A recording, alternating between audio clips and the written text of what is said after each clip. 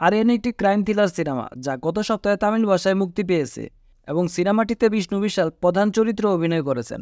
আমরা এই ভিডিওতে সিনেমাটি সম্পর্কে আলোচনা করব। চলুন কথা না বাড়িয়ে শুরু করা যাক।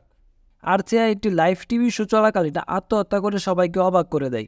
মৃত্যুর আগে সে ঘোষণা করে যে আগামী 5 দিন থেকে প্রতিদিন একটি করে খুন হবে এবং একটি ইঙ্গিত দেয় যে প্রতিটি শিকারের নাম ঘোষণা করা হবে এবং 1 ঘন্টার মধ্যে সেই ব্যক্তি মারা যাবে।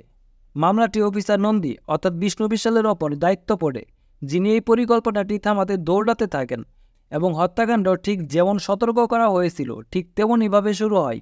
পুলিশ উদ্দেশ্য বুঝতে এবং শনাক্ত করতে হিমশিম খাচ্ছে। সিনেমাটি আর্থিয়ার মারাত্মক নীল নকশা উদ্দেশ্য অনুসারে কাজ করে কিনা এবং কেন এই নির্দিষ্ট শিকারদের বেছে নেওয়া হয়েছিল তা নিয়ে এই সিনেমাটি তৈরি করা হয়েছে। শুরুর অংশটি বেশ জমকালো, প্রায় 30 মিনিটের একটি পর্ব যেখানে নায়কের কোনো চিহ্ন নেই। এটি সিনেমাটি শুরু করার একটি প্রচলিত উপায়। সেলভারা গোবনের মনোরোগী চরিত্রের ওপর দৃষ্টি নিবন্ধ করে শ্রদ্ধা শ্রীনাথের একটি টিভি অনুষ্ঠানের মাধ্যমে তিনি কিভাবে খুন করার পরিকল্পনা করেছিলেন তা দেখানো হয়।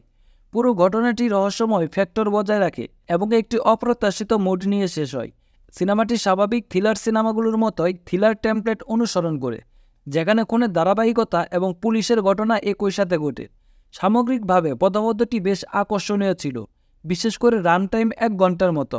তবে দ্বিতীয় অধ্যায়টি প্রথমটির তীব্রতা এবং ক্ষীণতা ধরে রাখে না। তদন্তের গতি ধীরে ধীরে কমে যায়, তবুও সিনেমাটি একটি আকর্ষণ ধরে রাখে। ক্লাইম্যাক্সে একটি চ্যালেঞ্জিং ধারণা রয়েছে, তবে কোনো বিশ্বাসযোগ্যতা ছাড়াই দেখানো হয়। সিনেমাটিতে কিছুটা অসুবিধা রয়েছে। অবাঞ্ছিত গান এবং এলোমেলো লড়াইয়ের দৃশ্য কাহিনীকে দুর্বল করে দেয়। সংলাপগুলি সমতল, মূল প্লট পয়েন্টগুলো থেকে জীবনকে নিষ্কাশন করে। আসলে কাহিনীটি লেখায় স্মার্টনেসের অভাব ছিল। অভিনয়ের দিক থেকে বিষ্ণু বিশাল ইতিমধ্যেই একজন প্রমাণিত পুলিশ অফিসার, তাই তিনি আরামসে এই বিশ্বের সাথে মানিয়ে নেন। সেলভারা গোবন শান্ত ছিল এবং সংযম সিরিয়াল কিলার হিসেবে ভালো ছিল। তার চরিত্রে শুরু থেকে প্রচুর আকর্ষণীয় উপাদান ছিল।